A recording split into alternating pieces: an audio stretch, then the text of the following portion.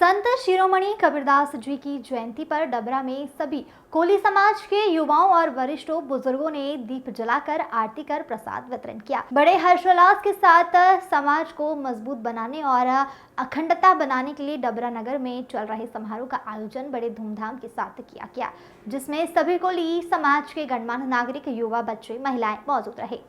कबीर साहब की जयंती एक महत्वपूर्ण धार्मिक और सांस्कृतिक अवसर है जो कबीर पंथ और भारतीय समाज में बड़े उत्साह से मनाया जाता है। कबीरदास का जन्म 1398 में काशी वाराणसी में हुआ था।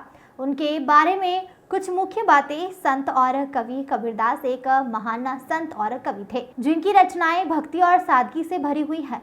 उनकी काव्य रचनाओं में दोहे, साखी, रमैनी प्रमुख है।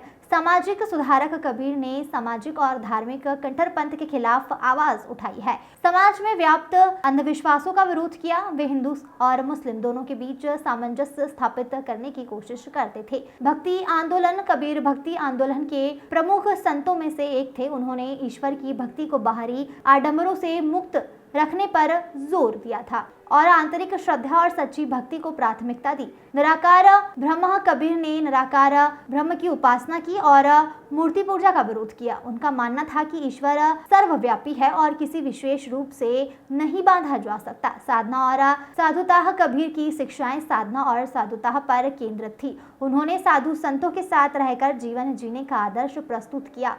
कबीर की शिक्षाएं आज भी प्रासंगिक है और उनके अनुयायी देश और विदेश में फैले हुए हैं। उनकी रचनाएं आज भी लोगों के बीच लोकप्रिय है और उनके संदेश सादगी, सत्य और प्रेम पर आधारित हैं। कबीर साहब की जयंती के अवसर पर उनके जीवन और शिक्षाओं को याद करना, उनके संदेश को अपनाना हमारे लिए एक प्रेरणादायक कदम हो सकता है। Bureau report.